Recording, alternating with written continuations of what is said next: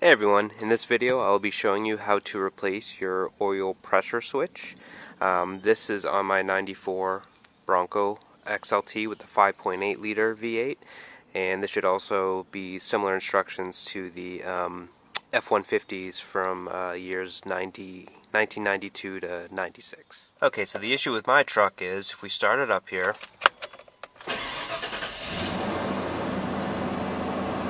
all the gauges work except for the oil pressure gauge right there. And it is a dummy switch, so basically it should show in normal range whether you have oil pressure or not. I don't like it showing like that because it always gives me the impression that I don't, so I'm always checking my oil level. So I believe it's the oil pressure switch which is the issue. So we're gonna check that out, replace it, and see if that's it. So here's what the new oil pressure switch looks like. So this screws into the engine block itself, and then is connected with an electrical connection here.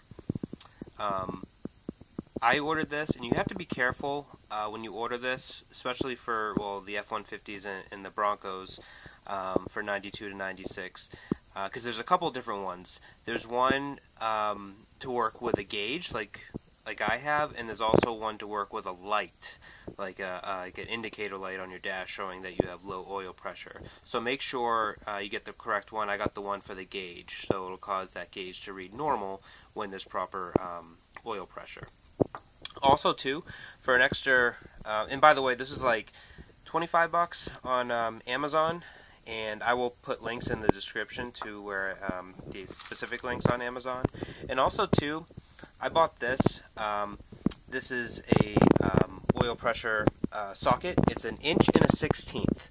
So if you already have a deep socket, 1 1/16", you can do this with that socket. That'll work. I didn't, so I decided just to spend the extra money and buy this one. And I like it too because you can see it fits in there very nice and snug. Because if you can notice, there's little grooves in here, and those grooves kind of match up nicely in there, so it gives it a nice grip to take off the old one and then when installing the new one. Alright, so here we are under the hood on the driver's side, and the switch is a little bit hard to get to, and I've seen other clips where guys have gotten to it from the top of the engine. I might go underneath, but basically it's right near your oil filter, and I don't think I can get a shot of it with this from this angle here. But basically what I'm going to do is I am going to be changing my oil anyway, so I'm going to remove the old one and install the new one with the oil filter off, just to get any space that I can. So I'm going to go under the truck to see if I can get you guys a shot of what the oil pressure switch actually looks like and where it's located. Okay, here I am under the truck just to try to orient yourself. There's the oil filter, and then this actual oil pressure switch is up there. Get a shot of it. You can see, if you see that white circle, that's what we have to first disconnect the electrical connection there, and then use that socket and ratchet to take off the old one and install the new one. And I'm also hoping this will solve another problem that I've been having. I've been having a very slight oil leak when the engine's hot, and I'm pretty sure it's coming from that oil pressure switch, but I'm not 100%, so regardless, it needs to be switched out. So hopefully that'll solve two of my problems. And another thing I want to note too, I was wondering, alright, do you have to drain the oil to replace this switch? And the answer is no, you do not. As long as the engine is off, obviously, the oil should be pulled to the oil pan, so it shouldn't, the oil shouldn't come spraying out when you remove the switch, but it's always good just to have a little pan under you just in case there is some remnants. So I just wanted to add that in as well. Okay, so now I have the engine oil filter off, and give us a little bit of room, and it does look like the easiest way would be to get this off from the top of the engine.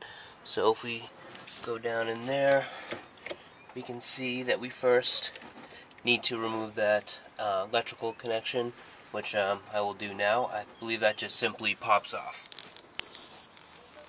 Okay, so I got that electrical connection off. You can see it in my hands here. It's just like a boot that goes over that threaded screw. So I just gently pulled it off, and it came right off. So now I'm going to see if I can get that oil filter socket on it, see if I can get it off. Okay, so to get to the oil pressure switch, I'm using a 3-inch drive with a 5-inch extension with the oil pressure socket at the end. So after doing some work on trying to get that off with the oil pressure socket, this unfortunately does not work for me. It's just too long. It interferes with other things under there, so I can't get the right angle to get it on. So luckily a neighbor of mine let me borrow his 1 1/16 deep socket, which you can see is a lot shorter. So I was able to get that on there properly and loosen it with the 5-inch extension. Okay, so here's the old one I pulled out. Seems pretty dry. I was hoping I would see some leakage, but regardless, like I said, it needed to be replaced. And so right now what I'm going to do is screw in the new one. Okay, so after hand tightening it on there, I used my 3-inch 5-inch extension and 1 1/inch socket, 1 1/16 socket, excuse me, to tighten everything up. And then lastly, the last thing I did was I reconnected that electrical connection down in there. So I put that back on. So now I'm going to fill the engine with oil, put the new filter on, start her up, see if that fixes my issue.